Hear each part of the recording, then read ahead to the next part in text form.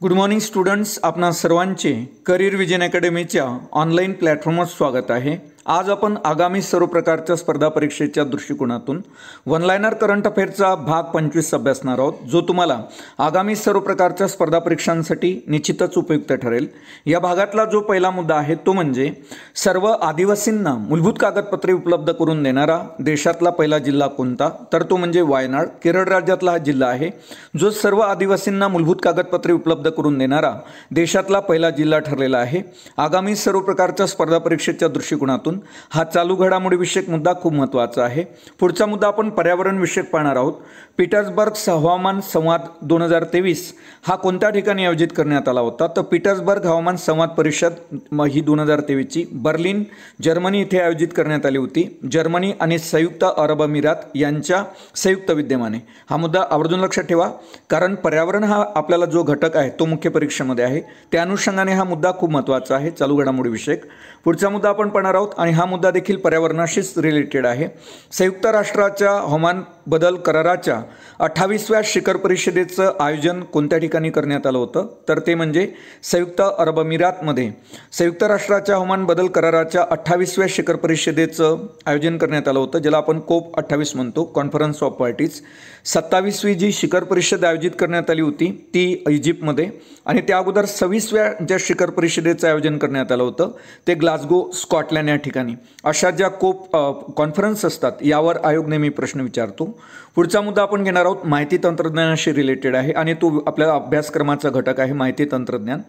तर ट्विटर या सोशल साईटची अक्षर मर्यादा 280 वरून किती करण्यात आलेली आहे, तर ट्विटर या सोशल साईटची जी अक्षर मर्यादा आहे ती 10,000 इतकी करण्यात आलेली आहे। पुढचा मुद्दा घेणार आहोत विधास सावरकर यांचा जन्म तुम्हाला माहीत असेल 28 मे, तर महाराष्ट्र राज्य सरकारने 28 मे हा दिवस काय म्हणून साजरा केला, तर 28 मे हा जो दिवस आहे स्वातंत्र्यवीर गौरव दिन म्हणून विधास सावरकरांचा जन्मदिन महाराष्ट्रात साजरा करण्यात आला, स्वातंत्र्यवीर गौरव दिन म्हणून।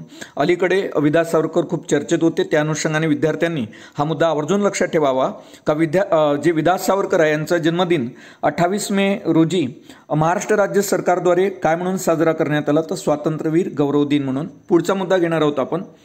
अलीकडे तुम्हाला माहीत असेल मिझोराम या राज्याला भारतातील सर्वात आनंदी राज्य म्हणून घोषित करण्यात आलं, म्हणून भारतातील सर्वात आनंदी राज्य कोणतं, तर ते म्हणजे मिझोराम।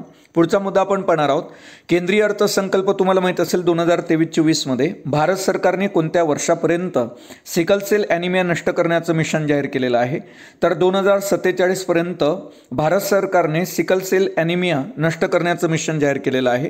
ही बाब आवर्जून लक्षात असू द्या। पुढचा मुद्दा आपण पाहणार आहोत अलीकडे थायलंड या देशाने गांजाची लागवड करणे आणि गांजा बाळगणे कायदेशीर केलेला असा एक वन लाइनर तुम्हाला क्वेश्चन येऊ शकतो की अलीकडे कोणत्या देशाने गांजाची लागवड करणे आणि गांजा बाळगणे कायदेशीर केलेला आहे, तो देश म्हणजे थायलंड। पुढचा मुद्दा आपण पाहणार आहोत जो अतिशय अलीकडे चर्चेत होता। उत्तराखंडमधील माना खेड्याला भारताचं पहिलं गाव म्हणून ओळखलं जाईल आणि असा जो निर्णय आहे बॉर्डर रोड ऑर्गनायझेशनने घेतलेला आहे। मग भारतातील कोणत्या गावाला भारताचं पहिलं गाव म्हटलं गेलेलं आहे, तर ते म्हणजे उत्तराखंडमधील माना खेड्याला भारताचं पहिलं गाव म्हणून ओळखलं जाईल ते आता, किंवा म्हटलेलं आहे त्याला भारताचं पहिलं गाव माना खेड्याला। तर असा जो निर्णय घेतला तो बॉर्डर रोड ऑर्गनायझेशनद्वारे घेण्यात आला। ही बाब देखील आवर्जून लक्षात ठेवा का असा निर्णय कोणाच्या माध्यमातून घेण्यात आला, तर बॉर्डर रोड ऑर्गनायझेशनच्या माध्यमातून। पुढचा मुद्दा घेणार आहोत अलीकडे भारत सरकारने तुम्हाला माहीत असेल राष्ट्रीय क्वांटम मिशन जाहीर केलेला आहे। संगणक माहिती तंत्रज्ञान आपला अभ्यासक्रमाचा भाग आहे, त्या अनुषंगाने हा मुद्दा आवर्जून लक्षात ठेवा। राष्ट्रीय क्वांटम मिशनचा कालावधी कोणता असणार आहे, तर भारत सरकारने जो कालावधी ठरवला तो म्हणजे 2023 पासून तर 2031 हा कालावधी असणार आहे राष्ट्रीय क्वांटम मिशनचा। संगणकाशी रिलेटेड हे मिशन आहे, तर संगणकाची एक कॅपॅसिटी बिल्डअप करणे हा मुख्यतः उद्देश असलेला आपल्याला पाहायला मिळतो राष्ट्रीय क्वांटम मिशनचा। आणि क्वांटम विषयक धोरण जाहीर करणारा भारत हा जगातला कितवा देश बनलेला आहे, तर 7वा देश आहे भारत राष्ट्रीय क्वांटम मिशन जाहीर करणारा। म्हणजेच क्वांटम कॉम्प्युटर विषयी किंवा क्वांटम तंत्रज्ञानाविषयी धोरण जाहीर करणारा भारत हा जगातला 7वा देश आहे। आणि या मिशनचा जो कालावधी आहे तो तुम्ही आवर्जून लक्षात ठेवा, 2023 पासून तर 2031 पर्यंत हा कालावधी राहणार आहे राष्ट्रीय क्वांटम मिशनचा। आता पुढचा मुद्दा घेणार आहोत जे एक पुस्तक आहे अमिताभ घोष यांचं, जे अलीकडे खूप चर्चेत होतं, smoke and ashes writer's journey through opium hidden histories या अलीकडे प्रसिद्ध पुस्तकाचे लेखक कोण? तर ते म्हणजे अमिताभ घोष. हे पुस्तक आवर्जून लक्षात ठेवा. Smoke and ashes writer's journey through opium hidden histories या पुस्तकाचे लेखक जे आहे ते अमिताभ घोष आहे. पुढचा मुद्दा आपण घेणार आहोत दलाई लामाशी रिलेटेड आहे. 64 वर्षानंतर दलाई लामा यांना रॅमन मॅग्सेस पुरस्कार देण्यात आला. या अगोदर त्यांना हा पुरस्कार जाहीर झाला होता, मात्र त्यांनी तो घेतला नव्हता. चीनच्या याच्यामुळं चीनचं त्यांच्यावर जास्त दडपण होतं, त्यामुळं ते पुढे आले नाही हा पुरस्कार घेण्यासाठी. तर 1959 मध्ये त्यांना प्रथमच दलाई लामाला हा पुरस्कार जाहीर झाला होता, रॅमन मॅग्सेस पुरस्कार. 2023 मध्ये त्यांनी 64 वर्षानंतर हा पुरस्कार स्वीकारला. म्हणून तुम्हाला विचारण्यात येऊ शकते का दलाई लामा यांना जो रॅमन मॅग्सेस पुरस्कार 2023 मध्ये देण्यात आला त्याला अलीकडे किती वर्ष झालेले आहे, किती वर्षानंतर त्यांनी तो स्वीकारला? तर 64 वर्षानंतर. आणि त्यांना हा कोणत्या वर्षी घोषित झाला होता? तर 1959 मध्ये. पुढचा मुद्दा आपण पाहणार आहोत. भारत हा अमेरिकेनंतर जगातला दुसरा सर्वात मोठे रोड नेटवर्क असलेला देश बनलेला आहे.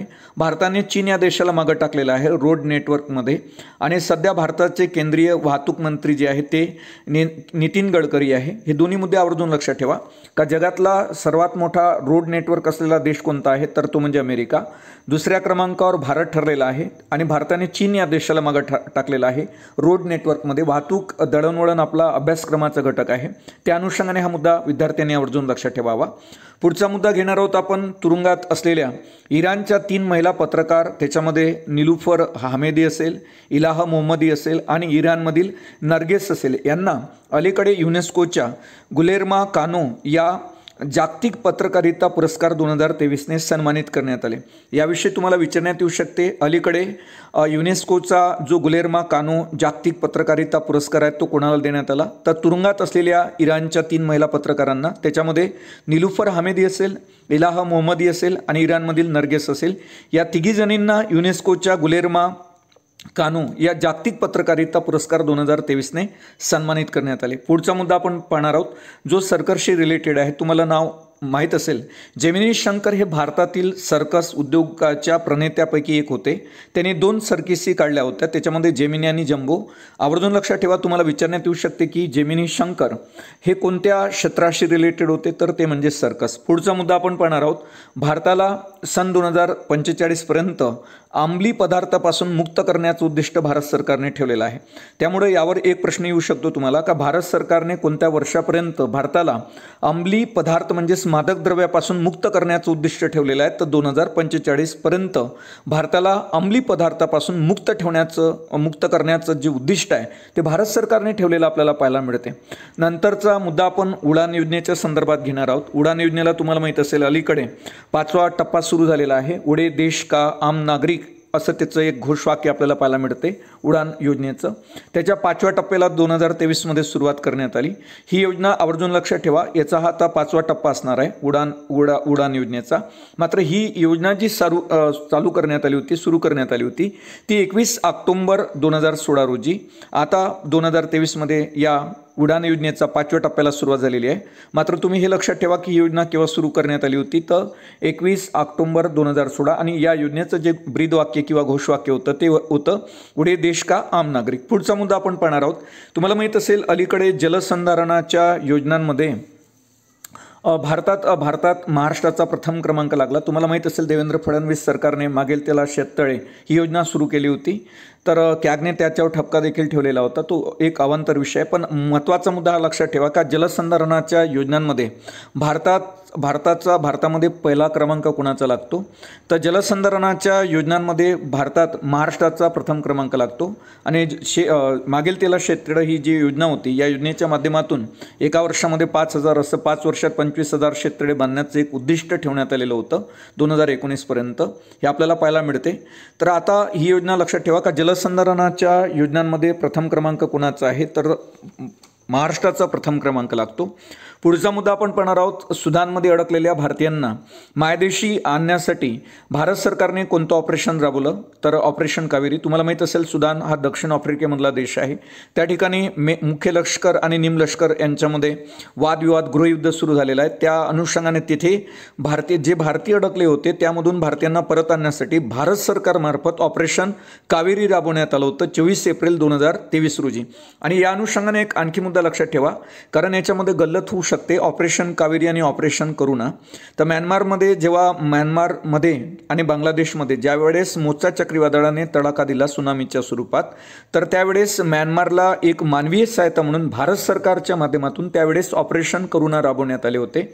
तर ऑपरेशन कावेरी जर तुम्हाला विचारण्यात आलं तर सुदान देशामध्ये राबवण्यात आले भारतीयांची सुटका करण्यासाठी, आणि ऑपरेशन करुणा जे आहे ते म्यानमारमध्ये राबवण्यात आलं होतं. सुनामीपासून जो फटका म्यानमार या देशाला बसलेला होता त्यामधून एक मानवीय सहायता म्हणून भारत सरकारमार्फत ऑपरेशन जे करुणा आहे ते राबवण्यात आलेलं आपल्याला पाहायला मिळते. पुढचा मुद्दा आपण घेणार आहोत. जगामध्ये प्रथमच पहिला जागतिक समुद्री गवत दिन म्हणून साजरा करण्यात आला. बरं, तो कोणत्या दिवशी? तर तो 1 मार्च 2023 रोजी पहिला जागतिक समुद्री गवत दिन म्हणून साजरा करण्यात आला. ही बाब आवर्जून लक्षात ठेवा. पुढचा मुद्दा आपण पाहणार आहोत. भारतातील पहिला ऑनलाईन विनिमय कचरा कार्यक्रम कोणत्या राज्यात सुरू करण्यात आला? आगामी स्पर्धा परीक्षेच्या दृष्टिकोनातून हा अतिशय महत्त्वाचा मुद्दा आहे का भारतातला पहिला ऑनलाईन विनिमय कार्यक्रम आंध्र प्रदेश राज्यात सुरू करण्यात आला. India first online waste exchange platform launch. तर हा झाला आंध्र प्रदेशमध्ये. आंध्र प्रदेशचे जे मुख्यमंत्री YS जगनमोहन रेड्डी आहेत. तर ही बाब विद्यार्थ्यांनी आवर्जून लक्षात ठेवावी की भारतातला पहिला ऑनलाईन विनिमय कार्यक्रम कोणत्या राज्यात सुरू करण्यात आला? तर आंध्र प्रदेशमध्ये. पुढचा मुद्दा आपण घेणार आहोत जो महाराष्ट्राशी रिलेटेड आहे. ई प्रणाली सुरू करणारे महाराष्ट्रातील पहिले जिल्हा न्यायालय कोणते? तर ई प्रणाली सुरू करणारे महाराष्ट्रातले जे पहिले जिल्हा न्यायालय आहेत ते म्हणजे उस्मानाबाद, आणि जिल्हा न्यायालयाची तरतूद आपल्या भारतीय राज्यघटनेच्या 233 कलमामध्ये आपल्याला पाहायला मिळते. तर म्हणून ई प्रणाली सुरू करणारे महाराष्ट्रातले पहिले जिल्हा न्यायालय कोणते? तर ते म्हणजे उस्मानाबाद. पुढचा आपण मुद्दा घेणार आहोत जेंडर. आपण पाहिलं ग्लोबल जेंडर गॅपशी रिलेटेड अतिशय चर्चेत होता अलीकडे हा मुद्दा. तुम्ही आवर्जून लक्षात ठेवा. ग्लोबल जेंडर गॅप इंडेक्स 2023 लैंगिक समानतेच्या बाबतीत 146 देशामध्ये आपण विशेषतः लैंगिक असमानता म्हणू. तर लैंगिक असमानतेच्या बाबतीत 146 देशांमध्ये 127व्या स्थानावर भारत आहे. आणि विशेष म्हणजे जे जागतिक असमानता जे लैंगिक असमानता निर्देशांक असतो त्याच्यामध्ये भारत 127व्या क्रमांकावर आहे.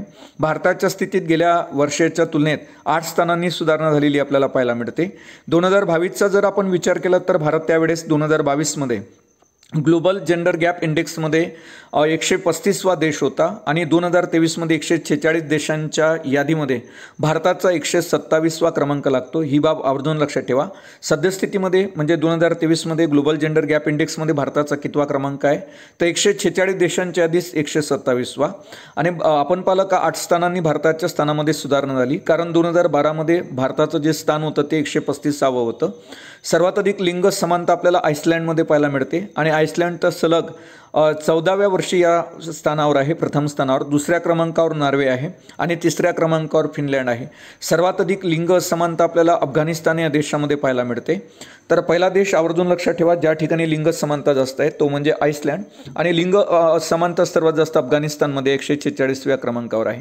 पुढचा मुद्दा आपण पाहणार आहोत जो गीता प्रेस गोरखपूरशी संबंधित असेल. तुम्हाला माहीत असेल गीता प्रेस गोरखपूर अलीकडे त्याला 100 वर्ष पूर्ण झालेली आहे. गीता प्रेस गोरखपूरची स्थापना 1923मध्ये करण्यात आली होती, आणि सन 2023मध्ये तर गीता प्रेसच्या स्थापनेला अलीकडे 100 वर्ष पूर्ण झालेली आहे. शिवाय अलीकडेच गीता प्रेसला तुम्हाला माहीत असेल का 2021च्या गांधी शांतता पुरस्काराने सन्मानित करण्यात आले. या पुरस्काराची स्थापना गांधीजींच्या 125व्या जयंतीनिमित्त 1995मध्ये करण्यात आली होती. पुरस्काराची जी रक्कम आहे या गांधी शांतता पुरस्काराची ती 1 करोड रुपये इतकी आहे. गीता प्रेस तुम्हाला माहीत असेल जगातील सर्वात जास्त आध्यात्मिक पुस्तकांची विक्री करणारं प्रकाशन आहे. तसेच जगातील सर्वात जास्त पुस्तकांची विक्री करणारं प्रकाशन देखील गीता प्रेस गोरखपूर आहे. हे सर्व मुद्दे तुम्हाला आगामी स्पर्धा परीक्षेच्या दृष्टिकोनातून महत्त्वाचे आहेत किंवा महत्त्वाचे ठरतीलच. तर ही बाब लक्षात ठेवा का गीता प्रेसच्या स्थापनेला अलीकडे किती वर्ष पूर्ण झालेली आहेत? तर 100 वर्ष. आणि गीता प्रेसला 2021चा गांधी शांतता पुरस्कारानं सन्मानित करण्यात आलेला आहे 2023मध्ये, आणि या पुरस्काराची रक्कम आवर्जून लक्षात ठेवा 1 करोड रुपये इतकी आहे. पुढचा मुद्दा घेणार आहोत तरंग शक्ती हवाई दलाचा आपण एक सराव पाहणार आहोत. जो अलीकडे खूप जास्त चर्चेत होता. तरंगशक्ती हा भारतीय हवाई दलाचा पहिला बहुराष्ट्रीय हवाई सराव आहे. या सरावामध्ये America, France, UK, Australia, Japan या 6 देशांचा समावेश होता भारतासह. या सर्वाचं जे मुख्य उद्दिष्ट होतं लष्करी सहकार्य मजबूत करणे. आवर्जून हा मुद्दा लक्षात ठेवा, कारण तरंगशक्ती हा भारतीय हवाई दलाचा पहिला बहुराष्ट्रीय हवाई सराव आहे. या सरावामध्ये कोणकोणत्या देशांनी सहभाग घेतला होता असा तुम्हाला प्रश्न विचारण्यात येऊ शकतो. भारतासह अमेरिका, फ्रान्स, UK, ऑस्ट्रेलिया, त्याच्यानंतर जपान, भारतासह 6 देशांनी याचा समावेश होता, सहभाग घेतला होता तरंगशक्ती या हवाई दलामध्ये, हवाई सरावामध्ये. या सर्वाचं जे मुख्य उद्दिष्ट मी तुम्हाला सांगितलं, लष्करी सहकार्य मजबूत करणे असं होतं. आता पुढचा मुद्दा घेणार आहोत. तुम्हाला माहीत असेल HIV विषाणूचे जे जनक आहे म्हणजे डॉक्टर लुका मॉन्टेग्नियर यांचं अलीकडे निधन झालेलं आहे. सायन्सच्या दृष्टिकोनातून हा मुद्दा अतिशय महत्त्वाचा ठरू शकतो. का HIV विषाणूचे जनक कोण? डॉक्टर लुका मॉन्टेग्नियर हे त्याचे जनक आहेत विषाणूच्या शोधाचे, HIVच्या. तर त्यांचं अलीकडे निधन झालेलं आहे. त्यामुळे तुम्हाला विचारण्यात येऊ शकते का HIV विषाणूचे जनक कोण? तर त्यांनी 1983 हा विषाणू शोधून काढला होता. त्यांचं नाव आहे डॉक्टर लुका मॉन्टेग्नियर, हे असं त्यांचं नाव आहे. पुढचा मुद्दा आपण घेणार आहोत. अलीकडे कर्नाटक राज्याने महिलांसाठी मोफत बस प्रवास सुरू केलेली आहे आणि त्या योजनेचं जे नाव आहे ते म्हणजे शक्ती योजना. पुढचा मुद्दा घेणार आहोत आपण का लेफ्टनंट जनरल तुम्हाला माहीत असेल MU नायर हे अलीकडे राष्ट्रीय सायबर सुरक्षा समन्वयक म्हणून त्यांची नियुक्ती करण्यात आली. ज्यावेळेस देश आंतरराष्ट्रीय स्तरावर म्हणा किंवा देश पातळीवर एखाद्या व्यक्तीची नियुक्ती जर होत असेल केंद्र सरकारच्या माध्यमातून त्यावर आयोग नेमके प्रश्न विचारत असतो. तर लेफ्टनंट जनरल MU नायर यांची काय म्हणून अलीकडे नियुक्ती करण्यात आली? तर MU नायर यांची अलीकडे राष्ट्रीय सायबर सुरक्षा समन्वयक म्हणून नियुक्ती करण्यात आलेली आहे. ITतून आपल्याला माहिती आणि तंत्रज्ञानातून हा मुद्दा अतिशय महत्त्वाचा ठरतो. का अलीकडे राष्ट्रीय सायबर सुरक्षा सल्लागार म्हणून कोणाची नियुक्ती करण्यात आली? ते MU नायर यांची. पुढचा मुद्दा घेणार आहोत. अलीकडे आपण पाहिलं SCOची पहिलीच परिषद भारतामध्ये पार पडली. तर हे 2023मध्ये 23वी परिषद होती. आपण पाहिलं SCOची, शांघाय कॉर्पोरेशन ऑर्गनायझेशनची. ही पहिल्यांदा 23वी परिषद 2023मध्ये भारतात पार पडली आभासी पद्धतीनं 4 जुलै 2023 रोजी. शांघाय सहकार्य संघटनेचा 9वा सदस्य देश म्हणून इराण या देशाला या ठिकाणी मान्यता देण्यात आली. आणि या संघटनेचं जे सचिवालय आहे शांघाय सहकार्य संघटनेचं ते बीजिंग, चीनमध्ये आहे सचिवालय. संघटनेची स्थापना जर आपण शांघाय सहकार्य संघटनेची स्थापना ही जर पाहिली तर ती 15 जून 2001मध्ये करण्यात आलेली आपल्याला पाहायला मिळते. या संघटनेचे सुरुवातीचे जे सदस्य देश होते त्यामध्ये चीन, किर्गिस्तान, रशिया आणि तजाकिस्तान ह्या देशांचा सुरुवातीला या संघटनेचे संस्थापक देश म्हणून सहभाग होता. आणि 2017मध्ये जर आपण पाहिलं तर भारत आणि पाकिस्तानला 2017मध्ये या शांघाय सहकार्य संघटनेचं सदस्यत्व बहाल करण्यात आलेलं आपल्याला पाहायला मिळते. आवर्जून लक्षात ठेवा का 23वी शांघाय सहकार्य संघटनेचं आयोजन कोणत्या देशामध्ये करण्यात आलं होतं किंवा ही परिषद कोणत्या देशामध्ये आभासी पद्धतीनं पार पडली? तर भारतामध्ये 2023मध्ये 23वी शांघाय सहकार्य संघटनेची परिषद आयोजित करण्यात आली होती. आणि याचं जे आयोजकपद ते भारताकडेच होतं. आणि या ठिकाणी 9वा देश म्हणून या संघटनेचा इराण या देशाला मान्यता देण्यात आलेली आपल्याला पाहायला मिळते. आणि तुम्हाला माहीत असेल अलीकडेच भारतातील वाराणसीला आपण पाहिलं SCOची पहिली पर्यटन आणि सांस्कृतिक राजधानी म्हणून देखील सन्मानित करण्यात आलं किंवा तिची निवड करण्यात आलेली आपल्याला पाहायला मिळते. पुढचा आपण मुद्दा घेणार आहोत. केरळ हे बँक दरावर आधारित सोन्याच्या समान किमती सादर करणारं देशातलं पहिलं राज्य आहे. तुम्हाला यावर प्रश्न विचारण्यात येऊ शकतो का सोन्याच्या समान किमती सादर करणारे देशातील पहिले राज्य कोणते? तर सोन्याच्या समान किमती सादर करणारे देशातलं पहिलं राज्य म्हणजे केरळ. केरळ हे देशातील सर्वोच्च सोन्याचा वापर करणारे राज्य आहे. पुढचा मुद्दा आपण पाहणार आहोत. तालुका स्तरावर ऑफिस प्रणाली राबवणारा महाराष्ट्रातील पहिला जिल्हा कोणता ठरला? तर तालुका स्तरावर ऑफिस प्रणाली राबवणारा महाराष्ट्रातील वर्धा हा पहिला जिल्हा ठरलेला आपल्याला पाहायला मिळतो. आवर्जून हा मुद्दा लक्षात ठेवा का तालुका स्तरावर ऑफिस प्रणाली राबवणारा महाराष्ट्रातील पहिला जिल्हा कोणता? तर तो म्हणजे वर्धा. पुढचा मुद्दा घेणार आहोत जो एअर इंडियाशी रिलेटेड आहे. तुम्हाला माहीत असेल अलीकडे विस्तारा या एअरलाईनचं विलिनीकरण एअर इंडियामध्ये झालेलं आहे. एअर इंडियाच्या पहिल्या आंतरराष्ट्रीय उडाणाला 8 जून 2023 रोजी 75 वर्ष पूर्ण झालेली आहे. त्या अनुषंगाने हा मुद्दा खूप महत्त्वाचा ठरतो. 8 जून 1948मध्ये एअर इंडियानं पहिलं आंतरराष्ट्रीय उड्डाण केलं होतं. तर 8 जून 2023मध्ये या उड्डाणाला 75 वर्ष पूर्ण झालेली आपल्याला पाहायला मिळतात. जय ऑर्गनायझेशनची स्थापना 1948मध्ये झाली असेल, त्याला 2023मध्ये 75 वर्ष पूर्ण होत आहे. त्याच्यामध्ये WHO स्थापना असेल, वर्ल्ड हेल्थ ऑर्गनायझेशनची 7 एप्रिल 1948मध्ये झाली होती. त्या अनुषंगाने आता WHOला 75 वर्ष पूर्ण झालेली आपल्याला पाहायला मिळतात. पुढचा मुद्दा आपण पाहणार आहोत. शेतकऱ्यांसाठी भारतातील पहिले कृषी संदर्भात क्रेडिट पोर्टल कोणत्या राज्यानं सुरू केलं? तर क्रेडिट पोर्टल, पहिलं कृषी क्रेडिट पोर्टल सुरू करणारं देशातलं पहिलं राज्य म्हणजे ओडिशा. शेतकऱ्यांसाठी भारतातलं पहिलं कृषी क्रेडिट पोर्टल सुरू करणारं देशातलं पहिलं राज्य ओडिशा आहे. ही बाब आवर्जून लक्षात ठेवा. केंद्र सरकारने सर्व योजना एकाच व्यासपीठावर जनतेला पुरवण्यासाठी एक पोर्टल सुरू केलं. त्या पोर्टलचं नाव काय? जनसमर्थन पोर्टल आहे. केंद्र सरकारने सर्व योजना एकाच व्यासपीठावर जनतेला पुरवण्यासाठी जनसमर्थन पोर्टलची सुरुवात केलेली आपल्याला पाहायला मिळते. पुढचा मुद्दा आपण पाहणार आहोत. नव्या राष्ट्रीय सहकार धोरणाचा मसुदा तयार करण्यासाठी नेमलेल्या राष्ट्रीय समितीचे अध्यक्ष कोण आहे? तर सुरेश प्रभू. आणि सहकार हा विषय आपल्याला मेन परीक्षेमध्ये, मुख्य परीक्षेमध्ये असलेला आपल्याला पाहायला मिळतो. तर आवर्जून लक्षात ठेवा का नव्या राष्ट्रीय सहकार धोरणाचा मसुदा तयार करण्यासाठी नेमलेल्या राष्ट्रीय समितीचे अध्यक्ष कोण? तर सुरेश प्रभू. 6 जुलै 2023 रोजी सहकार मंत्रालयाची पहिल्यांदा स्थापना करण्यात आली भारतामध्ये. आणि भारताचे पहिले जे सहकार मंत्री आहेत ते म्हणजे अमित शहा. आंतरराष्ट्रीय सहकार वर्ष 2012मध्ये साजरं करण्यात आलं होतं. आणि सहकारच्या संदर्भातली जी घटना दुरुस्ती आहे ती म्हणजे 97वी, ज्याच्यानुसार सहकारला घटनात्मक दर्जा देण्यात आला. एक कलम भारतीय राज्यघटनेमध्ये ॲड करण्यात आलं, ते म्हणजे 43B. पुढचा मुद्दा आपण पाहणार आहोत. अरबी समुद्रात जून 2023मध्ये आलेल्या बिपरजॉय या चक्रीवादळाचं नामकरण कोणत्या देशाने केले होते? तर ते म्हणजे बांगलादेश. पुढचा मुद्दा घेणार आहोत जो अतिशय महत्त्वाचा आहे. 1 लिटरपेक्षा छोट्या पिण्याच्या बाटलवर बंदी आणणारं देशातलं पहिलं राज्य कोणतं? तर आसाम राज्य सरकारने 1 लिटरपेक्षा छोट्या पिण्याच्या बॉटलवर बंदी घातलेली आहे. असं करणारं देशातलं पहिलं राज्य ठरलेलं आहे आसाम. हा मुद्दा आवर्जून लक्षात ठेवा चालू घडामोडीच्या दृष्टिकोनातून आणि आगामी स्पर्धा परीक्षेच्या दृष्टिकोनातून खूप महत्त्वाचा मुद्दा आहे हा. का 1 लिटरपेक्षा छोट्या पिण्याच्या बॉटलवर बंदी घालणारं देशातलं पहिलं राज्य कोणतं? तर आसाम. पुढचा मुद्दा घेणार आहोत जो अतिशय महत्त्वाचा आहे. आपण पाहिलं WCCF, ज्याला आपण वर्ल्ड सिटीज कल्चर फोरम म्हणतो. वर्ल्ड सिटीज कल्चर फोरम असं त्याला म्हणता येईल. तर WCCF मधील सामील होणारं बंगळुरू हे देशातील पहिलं राज्य आहे.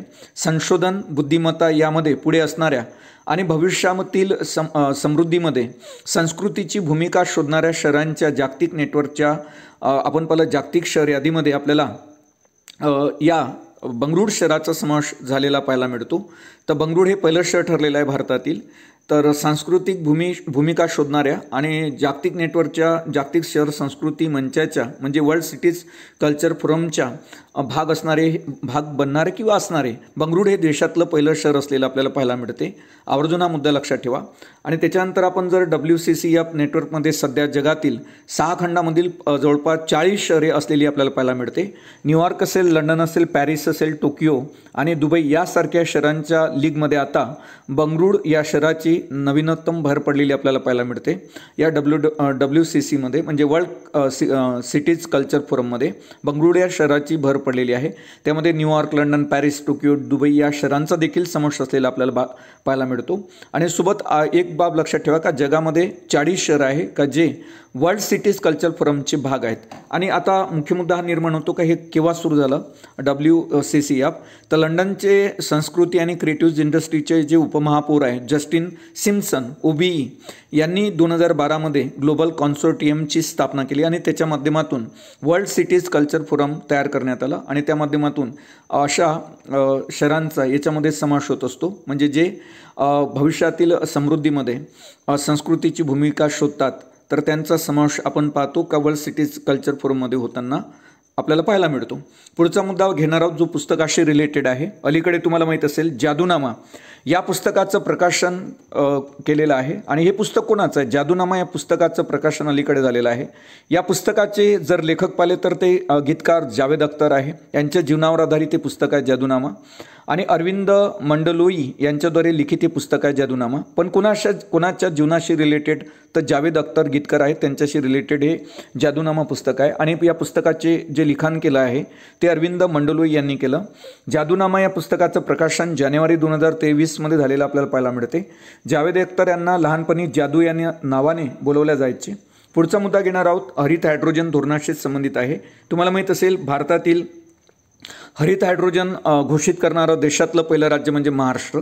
आणि भारत सरकारने देखील 4 जानेवारी 2023 रोजी राष्ट्रीय हरित हायड्रोजन मिशन घोषित केलं होतं.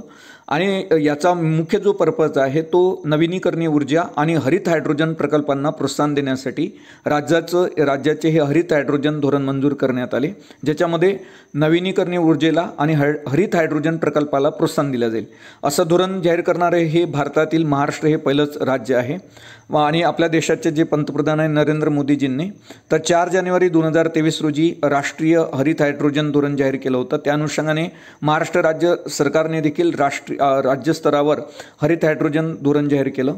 आणि याचा जो मुख्य उद्देश आहे का 2023च्या अंतपर्यंत 5 मिलियन टन हरित हायड्रोजन दरवर्षी निर्मिती करण्याचा उद्देश आहे.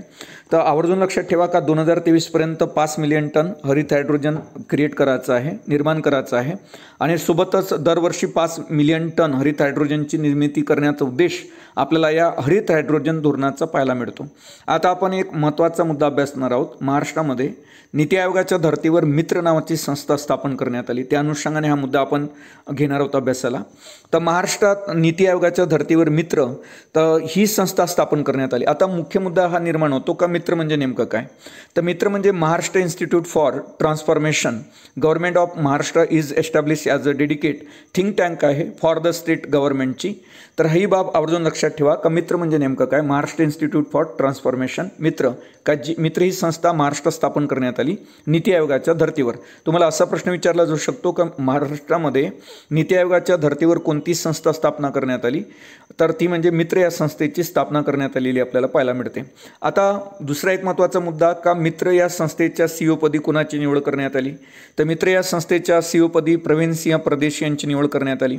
आणि हे महाराष्ट्र इन्स्टिट्यूट ऑफ ट्रान्सफॉर्मेशन म्हणजे मित्रचे पहिले मुख्य कार्यकारी अधिकारी असेल. ही बाब आवर्जून लक्षात ठेवा का महाराष्ट्र सरकारने जे नीती आयोगाच्या धर्तीवर मित्र ही संस्था स्थापन केली त्या मित्र संस्थेचे पहिले मुख्य कार्यकारी अधिकारी कोण, तर ते म्हणजे प्रवीण सिंह परदेशी. ते एक निवृत्त सनदी अधिकारी आहे म्हणजे IAS अधिकारी आहे. मित्र या संस्थेची स्थापना महाराष्ट्रामध्ये केव्हा करण्यात आली, तर 11 नोव्हेंबर 2022 रोजी करण्यात आलेली आपल्याला पाहायला मिळते. अध्यक्ष जर आपण पाहिलं तर अध्यक्ष स्वतः या मित्र संस्थेचे मुख्यमंत्रीच असणार, सध्या एकनाथ शिंदे आहेत. उपाध्यक्ष कोण आहेत, तर उपाध्यक्ष अजय आशर. हे दोन नाव आवर्जून लक्षात ठेवा. मित्र या संस्थेला 2 उपाध्यक्ष आहे, अजय आशर आणि राजेश क्षीरसागर. आणि मित्र या संस्थेचा उद्देश कोणता, हा अतिशय महत्त्वाचा आहे. मित्र या संस्थेचा उद्देश आहे का महाराष्ट्राची जी अर्थव्यवस्था आहे ती 2027 पर्यंत $1 ट्रिलियन करणे आणि 2047 पर्यंत $3.5 ट्रिलियन करणे हा मित्र या संस्थेचा उद्देश असलेला आपल्याला पाहायला मिळतो. हा उद्देश आवर्जून लक्षात ठेवा. मित्र या संस्थेचा उद्देश कोणता का महाराष्ट्राची अर्थव्यवस्था 2027 पर्यंत $1 ट्रिलियन करणे आणि 2047 पर्यंत $3.5 ट्रिलियन करणे हा उद्देश आपल्याला मित्र या संस्थेचा पाहायला मिळतो.